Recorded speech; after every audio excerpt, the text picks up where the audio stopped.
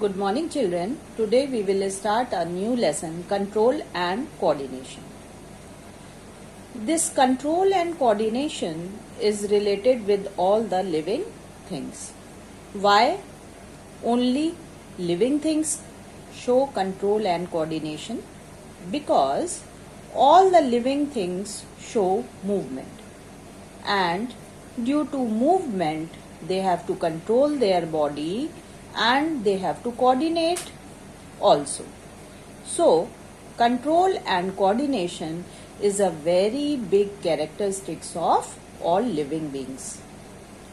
Now, as movement is main cause of control and coordination, therefore we should know in detail about the movement. This movement is shown by all the living things, and this movement is mainly of two types. First is growth movement and the second one is non-growth movement. This growth movement is majorly shown by the plants. For example, when you see a seed and you sow it in your garden, then what happens? When the seed gets appropriate amount of air and water, then it germinates into a small seedling and it pushes out itself out from the soil, and then a small seedling is visible in the soil. So because here the plant is showing movement due to growth, that's why here the plants show growth movement. So growth movement is mainly shown by plants. Now coming to the next type of movement are non-growth movement. These non-growth movements are shown mainly by animals and some plants.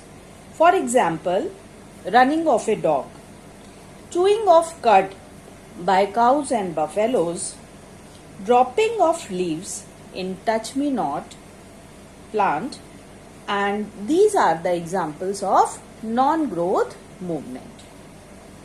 So these movement, especially the non-growth movement, these movements occur in response to changes in the environment.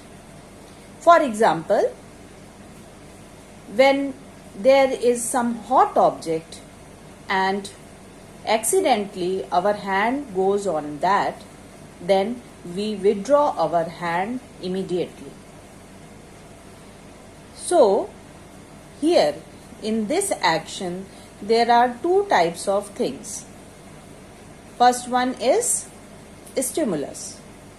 What is a stimulus? The hot object on which our hand was touched, that was the stimulus. And response is when we withdraw our hand from that hot object. Now, what is a stimulus? The change in environment that causes a reaction in organs. And response is reaction of the organism to the stimulus. So now children, अब आपको ये बात तो समझ में आ चुकी होगी, एक बार मैं फिर से ब्रीफ कर दे रही हूँ हिंदी में, कि जितना भी कंट्रोल एंड कोऑर्डिनेशन होता है वो मूवमेंट की वजह से होता है. और मूवमेंट दो तरह के होते हैं. एक होता है ग्रोथ मूवमेंट. ये ग्रोथ मूवमेंट तब होता है जैसे कि प्लांट्स में, जब प्लांट्स बढ़ते हैं तो प्लांट्स के अंदर ग्रोथ की वजह से मूवमेंट होता है. नॉन ग्रोथ मूवमेंट में आपके एनिमल्स हैं और कुछ प्लांट्स में ये भी दिखाई देता है. जैसे टच मी नॉट का प्लांट, जैसे ही आप उसे टच करते हैं उसको लीव्स जो है ड्रूप कर जाती हैं. तो ये नॉन ग्रोथ मूवमेंट है, ग्रोथ की वजह से ये मूवमेंट नहीं हो रहा है. और इसी तरह से एक डॉग जब भागता है तो वो भी नॉन ग्रोथ मूवमेंट है. और ये नॉन ग्रोथ मूवमेंट किसी एनवायरनमेंट में चेंज की वजह से होते हैं, और इसी वजह से ये non growth movement control and coordination की वजह बनते हैं. तो अब जब हम ये जानते हैं कि अगर हमने हमारे नॉन ग्रोथ मूवमेंट में कोई मूवमेंट हो रहा है तो उसकी कोई वजह होती है, यानी कि किसी वजह से वो मूवमेंट होता है। जैसे कि फॉर एग्जाम्पल अगर हम एक छोटा सा एग्जाम्पल ये ले लें कि एक हॉट प्लेट रखी है और उस पर हमारा हाथ गलती से पड़ जाता है, तो जैसे ही हमारा हाथ पड़ता है हम तुरंत अपना हाथ पीछे कर लेते हैं।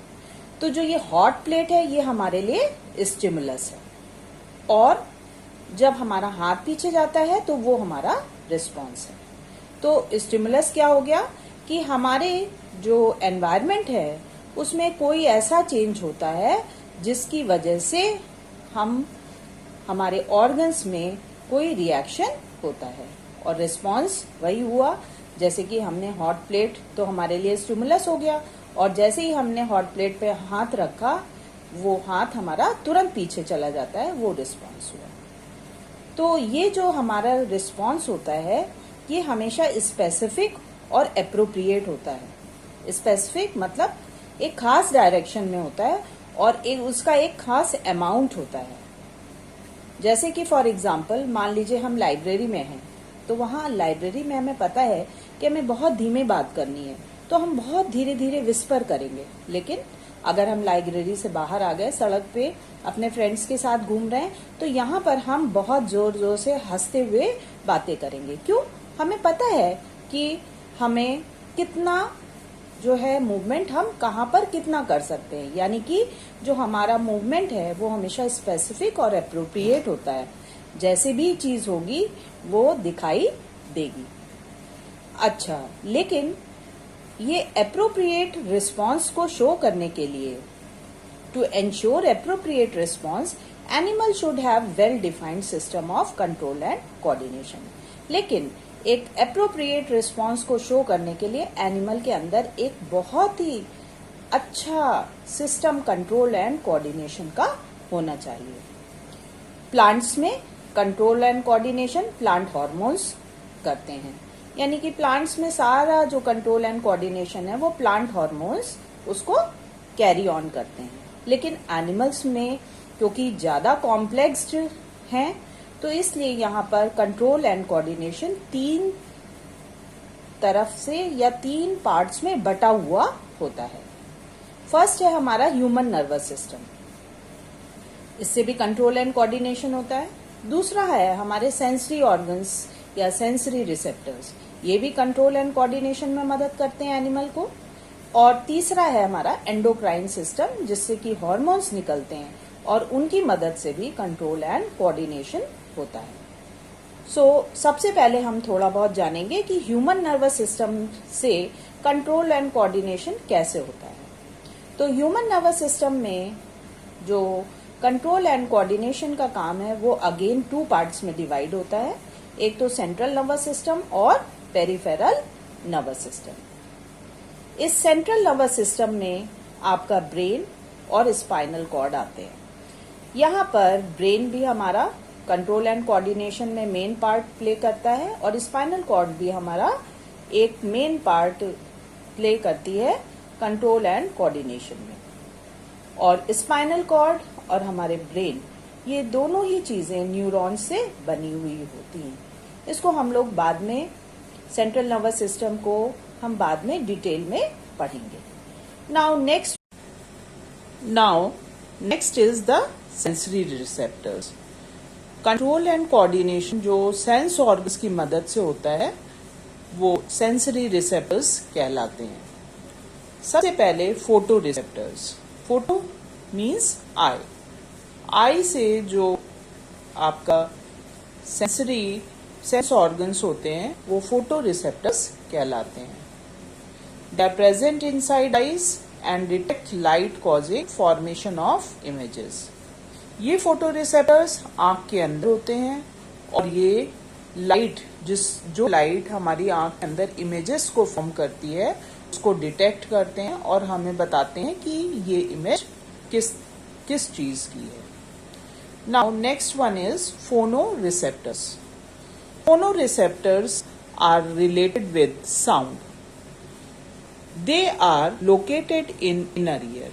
ये फोनो रिसेप्टर्स ये साउंड के सेंसेस को रिसीव करते हैं और ये हमारी इंटरनल ईयर में होते हैं और इनसे हमें हर तरह की आवाज़ हम इनकी डिटेक्ट कर सकते हैं। कोई भी आवाज़ है बाहर से आ रही है तो उसको डिटेक्ट करने का काम फोनोरिसेप्टर्स करते हैं। Third is gustato receptors. Gustato receptors हमारी टंग में जो टेस्ट बड्स होती हैं उनमें प्रेजेंट होते हैं, और बक्कल कैविटी यानी कि माउथ में जो हमारी माउथ की जो कैविटी होती है उसके कुछ और पार्ट्स में भी ये गस्टैटो रिसेप्टर्स प्रेजेंट होते हैं। और इनका काम केवल एक यही है कि जो फूड आया है हमारे मुंह में उसके टेस्ट को ये डिटेक्ट करते हैं और बताते हैं। Now next is the stato receptors. Stato receptors के नाम से हमें पता चलता है स्टैटिक, यानी कि हम जिस पोजीशन में हैं, जैसे कि हम अगर खड़े हैं तो हम इक्विलिब्रियम में हैं, यानी कि नॉर्मल पोजीशन पे हैं। लेकिन मान लीजिए हम एक तरफ झुकने लगते हैं, उस समय हमारी इनर ईयर में ये स्टैटो रिसेप्टर्स प्रेजेंट होते हैं और ये तुरंत ही डिटेक्ट करते हैं कि हमारे इक्विलिब्रियम में चेंज हो गया है और हमारी बॉडी में कुछ ऐसे चेंजेस हुए हैं जिससे कि हम गिर सकते हैं, और इसको ये तुरंत ही रिसीव कर लेते हैं और ब्रेन तक ये मैसेज पहुंचा देते हैं, और ताकि हम वापस से अपनी बॉडी को इक्विलिब्रियम में ले आएं। तो हमारी बॉडी के बैलेंसिंग में स्टैटो रिसेप्टर्स मदद करते हैं। Next is the thermo receptors. ये थर्मो रिसेप्टर्स जो होते हैं वो हमारी स्किन में लोकेटेड होते हैं, और ये हमारी स्किन में लोकेटेड होने के साथ साथ बहुत गर्मी या बहुत ठंड को डिटेक्ट करते हैं और उसको हमारे ब्रेन को मैसेज भेजते हैं। तो इनको हम थर्मो रिसेप्टर्स कहते हैं। Next one is tango receptors. ये टैंगो रिसेप्टर्स हमारी स्किन में प्रेजेंट होते हैं, और ये भी जो हैं वो टच रिसेप्टर्स होते हैं, यानी कि ये ऐसे रिसेप्टर्स होते हैं जो कि किसी भी चीज के टच को ये पहचान लेते हैं और मैसेजेस को ब्रेन तक भेज देते हैं ताकि कंट्रोल एंड कोऑर्डिनेशन हो सके। Next is the olfacto receptors. Olfacto receptors हमारी नेजल कैविटी या नाक के अंदर होते हैं, और ये रिसीव करते हैं स्मेल को, या ये स्मेल को डिटेक्ट करते हैं। Next is pain and pressure receptors. Body में पेन है या बॉडी के ऊपर किसी चीज का प्रेशर पड़ रहा है, इसको पता करने के लिए कुछ खास रिसेप्टर्स होते हैं जो कि स्किन में ही प्रेजेंट होते हैं और डीप टिश्यू में प्रेजेंट होते हैं। वो बॉडी के पेन को या प्रेशर को देखकर या रिसीव कर ब्रेन तक ये मैसेज पहुंचाते हैं। तो इस तरह से देखें तो अभी हमने 2 पार्ट इन शॉर्ट में पढ़े हैं कि हमारा जो ह्यूमन नर्वस सिस्टम है वो 3 चीजों से मिलकर बना है। पहला है हमारा सेंट्रल नर्वस सिस्टम और पेरिफेरल नर्वस सिस्टम, और सेंट्रल नर्वस सिस्टम में ब्रेन और स्पाइनल कॉर्ड आते हैं। ये ब्रेन और स्पाइनल कॉर्ड न्यूरॉन्स से बने हुए होते हैं। और दूसरा है हमारा सेंस ऑर्गन्स। तो अभी हमने इतने तरह के सेंस ऑर्गन्स या सेंसरी रिसेप्टर्स के बारे में पढ़ा है। और थर्ड जो कंट्रोल एंड कोऑर्डिनेशन होता है वो एंडोक्राइन सिस्टम की मदद से होता है। तो ये तीनों चीजें हमारी बॉडी के कंट्रोल एंड कोऑर्डिनेशन में मदद करती हैं। और अब हम नेक्स्ट वीडियो में ह्यूमन नर्वस सिस्टम में स्पेशली सेंट्रल नर्वस सिस्टम के बारे में पढ़ेंगे डिटेल में। अगर आपको मेरा वीडियो अच्छा लगा हो तो लाइक, शेयर और सब्सक्राइब करिए। Thank you.